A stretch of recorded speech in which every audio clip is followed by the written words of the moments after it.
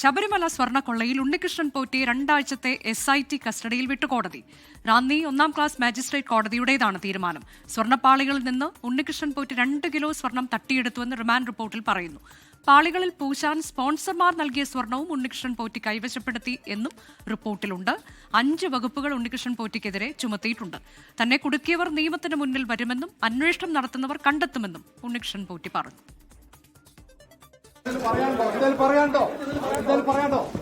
എന്നെ കുടുക്കിയവർ ഇത് നിയമത്തിന്റെ മുമ്പിൽ വരും. ആരാണ് കുടുക്കിയത്?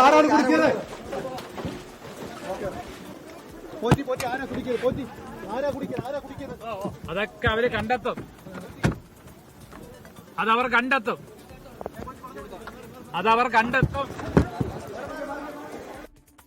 ഇതിനിടെ കോടതിയിൽ നിന്ന് പുറത്തിറക്കുമ്പോൾ ഉണ്ണികൃഷ്ണൻ പോറ്റിക്ക് നേരെ ഷൂവേർ ഉണ്ടായി. ദൃശ്യങ്ങൾ 24-ന് ലഭിച്ചു.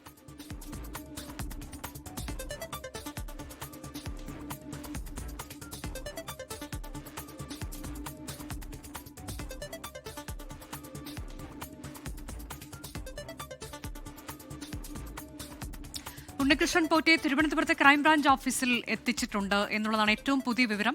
AV ജയശങ്കർ വിശദാംശങ്ങളുമായി. ജയശങ്കർ, ഇന്നലെ മണിക്കൂറുകളോളം ഏതാണ്ട് 10 മണിക്കൂറിലേറെ ചോദ്യം ചെയ്തു. അതിനുശേഷം അറസ്റ്റ് രേഖപ്പെടുത്തി ഇന്ന് റാന്നി കോടതിയിലേക്ക് കൊണ്ടുവന്നു. അവിടെയാണ് അടുത്ത നടപടിക്രമങ്ങൾ ഉണ്ടായത്. കസ്റ്റഡി അപേക്ഷ നൽകിയിരുന്നു പോലീസ്. 2 ആഴ്ചത്തെ കസ്റ്റഡിയിലേക്ക് വിട്ടു നൽകുന്നു. ഇനി വളരെ പ്രധാനപ്പെട്ട ചില കാര്യങ്ങൾ.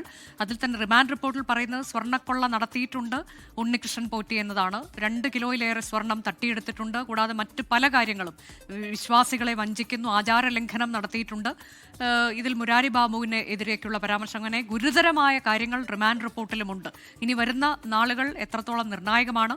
ഇപ്പോൾ ചോദ്യം ചെയ്യലാണോ നടക്കുന്നത്? ഇനി ഈ തെളിവെടുപ്പ് എന്ന് തുടങ്ങും? ബംഗളൂരുവിലേക്കാണോ ആദ്യം പോകുന്നത്? അങ്ങനെ വിശദാംശങ്ങൾ പറയൂ ജയശങ്കർ.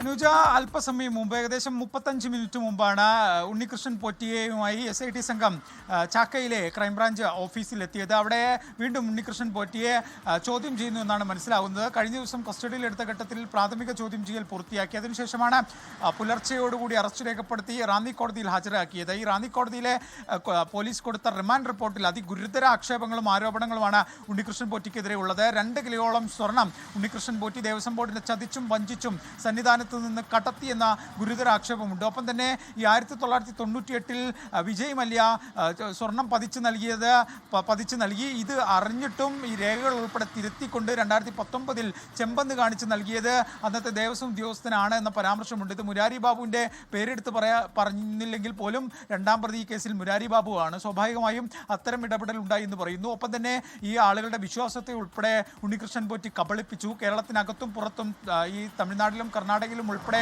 ഈ സ്വർണ്ണപ്പാളികൾ കൊണ്ടുപോവുകയും അത് പ്രദർശന വസ്തുവാക്കുകയും ചെയ്തു. അങ്ങനെ ആ രീതിയിൽ ഉള്ള കച്ചവടം, വിശ്വാസ കച്ചവടം ഉണ്ണികൃഷ്ണൻ പോറ്റി നടത്തി. ഒപ്പം തന്നെ ഈ കേസുമായി ബന്ധപ്പെട്ട് മറ്റു തരത്തിൽ ഈ സ്പോൺസർമാരിൽ നിന്നും ഈ സ്വർണം പൂശുന്നതിനും മറ്റും സ്വർണം വാങ്ങിക്കുകയും ആ സ്വർണം പൂർണ്ണമായി ഉപയോഗിക്കാതെ സ്വന്തം ആവശ്യങ്ങൾക്ക് അപഹരിച്ചു. അങ്ങനെ ഗുരുതര ആക്ഷേപങ്ങളാണുള്ളത്. ഈ ചട്ടങ്ങളൊക്കെ തന്നെ ലംഘിച്ചുകൊണ്ടാണ് ഉണ്ണികൃഷ്ണൻ പോറ്റി ഈ ദ്വാരപാലക ശില്പങ്ങളുടെ പാളികൾ കൊണ്ടുപോയതെന്നും അതിൻ്റെ ഇടപാടുകൾ നടത്തിയതെന്നുമാണ് ഗുരുതര പരാമർശങ്ങൾ കണ്ടെത്തുന്നത്. എന്തായാലും വരും ദിവസങ്ങളിൽ SIT സംഘം വിശദമായ ചോദ്യം ചെയ്യൽ ഉണ്ണികൃഷ്ണൻ പോറ്റിയുമായി ബന്ധപ്പെട്ട് നടത്തും. ഒപ്പം തന്നെ തെളിവെടുപ്പുമുണ്ട്. കാരണം കോടതിയിൽ തന്നെ ഇത് 2 കിലോയോളം സ്വർണം അപഹരിച്ചു. അതുകൊണ്ട് തന്നെ വിശദമായ പരിശോധന വേണം. ഈ സ്വർണം തിരിച്ചു പിടിക്കേണ്ടതുണ്ട്. അതിൽ സ്പോൺസർമാരുടെ പക്കൽ നിന്നൊക്കെ കൈപ്പറ്റിയ സ്വർണത്തിൽ തട്ടിപ്പ് നടത്തി, അതുകൂടാതെ പണം തട്ടിച്ചു. അങ്ങനെ പലതരത്തിൽ പൂജകൾ നടത്തിയിട്ടുണ്ട്. വിവിധയിടങ്ങളിൽ കൊണ്ടുപോയി അങ്ങനെ ആചാരലംഘനം, അങ്ങനെ പലതരത്തിൽ ഗുരുതരമായ കുറ്റങ്ങൾ ഇയാൾ ചെയ്തിട്ടുണ്ട് എന്നതാണ് കണ്ടെത്തൽ.